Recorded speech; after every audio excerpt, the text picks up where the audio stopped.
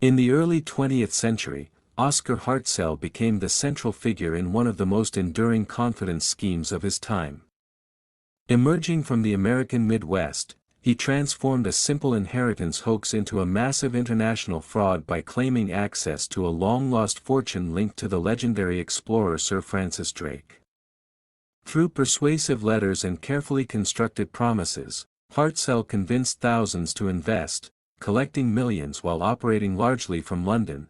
More than a financial crime, Hartzell's scheme was built on belief. Even as evidence mounted and authorities closed in, many followers remained loyal, convinced he was a rightful heir being unfairly persecuted. His personal life mirrored this deception, marked by secrecy, divided loyalties, and shifting identities. Hartzell's eventual arrest and imprisonment ended the operation, but his story remains a powerful lesson in how charisma, repetition, and the promise of easy wealth can override skepticism, making even the most implausible lies seem believable. Oscar Merrill Hartzell was born in Monmouth, Illinois, on January 6, 1876, as the eldest child to John Henry Hartzell and his wife, Emma Louisa. He had three siblings, Clinton Sylvester Hartzell, Canfield C. Hartzell and Pearl May Palmer.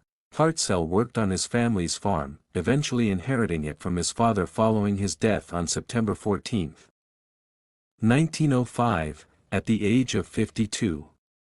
He was 29 years old at the time of his father's death. Due to difficulties running the farm, he fell into financial trouble. He moved to Des Moines, Iowa, where he worked as a realtor, and then as a deputy sheriff. He worked a number of jobs, including in politics and as a promoter. Hartzell was drafted to join the Army on September 12, 1918, during World War I. Hartzell later stated that in 1915 he encountered two con artists, Osaida Sudi Whitaker and Milo Lewis. They claimed they could transform his mother's $6,000 into $6 million by granting him a portion of the long-held fortune of the English explorer and privateer Sir Francis Drake. Once Hartzell realized the proposal was a confidence scheme, he chose not to expose it but instead to exploit it, joining the operation for his own benefit. Hartzell reached out to numerous residents of Iowa who carried the surname Drake. He told them he was a distant family member and claimed to have uncovered evidence that Sir Francis Drake's estate had never been distributed to its rightful heirs. According to him, the fortune had accumulated interest for over 300 years and was now valued at $100 billion. He urged these families to invest in a legal effort to sue the British government for the money, guaranteeing that investors would receive $500 for every dollar they contributed. He further asserted that the inheritance would include ownership of the entire city of Plymouth in Devon, located in southwest England. Tens of thousands of Americans backed Hartzell's scheme, in many cases contributing all the money they possessed. Eventually, he broadened the scam to include people who neither bore the Drake surname nor lived in Iowa. By around 1917, Hartzell traveled to London, claiming he intended to meet the heir to the Drake estate. Instead, he remained there and lived lavishly. He continued assuring investors that negotiations with the British government were ongoing and insisted additional funds were required to cover expenses. His agents in the Midwest, some of whom genuinely believed in the scheme, were responsible for collecting the money. On August 9, 1922, the British Home Office informed the American Embassy that no unclaimed estate belonging to Sir Francis Drake existed. Hartzell responded by asserting that the estate was not unclaimed because it belonged to a supposed colonel named Drexel Drake, a fictional individual, and therefore rightfully belonged to him. Because Hartzell had not violated any British laws, British authorities were unable to arrest him. The Federal Bureau of Investigation later conducted its own inquiry and confirmed that Drake's wife, Elizabeth Drake, née Sydenham, 1562–1598, had legally inherited her husband's estate in 1597, 1 year after his death. Despite this revelation, donations continued to pour in. When Iowa Secretary of State Ed Smith attempted to persuade the state legislature to intervene, Hartzell's supporters and members of the public protested, arguing that individuals were free to donate their money as they wished. As a result, the legislature took no action, following the Wall Street crash of 1929 and throughout the Great Depression. Hartzell's supporters appeared increasingly desperate and continued sending him funds. On October 11, 1930, economist John Maynard Keynes wrote an article advocating deficit spending to ease the Depression, in which he mentioned that Queen Elizabeth I had invested loot Drake had given to the Crown for the benefit of the United Kingdom.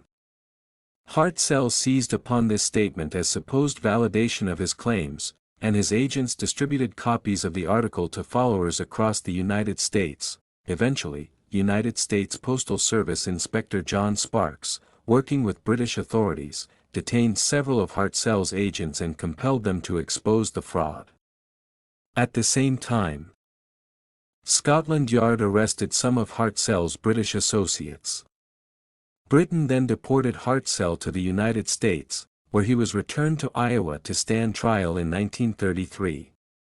By that point, U.S. officials estimated he had collected $80,000 through the scheme.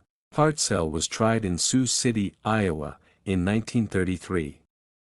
His supporters raised $68,000 to fund his legal defense. In November 1934, he was convicted of fraud, sentenced to 10 years in prison, and fined $2,000. By then, he had operated the scam for more than 15 years. After losing his appeal in 1935, he was transferred to the Federal Correctional Institution in Leavenworth, Kansas. Even after his conviction, some of his agents continued soliciting donations, raising an additional $500,000 over the following year. Altogether, Hartzell defrauded between 70,000 and 80,000 individuals, collecting at least $2 million, equivalent to approximately $36.3 million in 2024. Hartzell was ultimately declared legally insane and diagnosed with paranoid schizophrenia. He was moved to the Medical Center for Federal Prisoners, a federal facility for male inmates, located in Springfield, Missouri. Hartzell married Daisy F. Rees in Warren, Illinois, on November 20, 1895, and the couple began their life together in the United States. Later, during an extended stay in London, Hartzell became involved in an extramarital relationship with Inez Marion Collis, a woman 16 years his senior. This relationship was kept separate from his marriage but became a significant part of his personal life abroad. Over the course of his life, Hartzell fathered 3 children, further complicating the divide between his public dealings and private affairs. Hartzell succumbed to throat cancer on August 27, 1943, while confined at the Medical Center for Federal Prisoners in Springfield, Missouri. He was 67 years old at the time of his death. Having spent his final years in federal custody, his life ended far from the notoriety and wealth he once claimed. After his passing, Hartzell's remains were returned to Illinois, where he was buried at Monmouth Cemetery in Monmouth, marking a quiet conclusion to a life defined by deception, ambition, and controversy.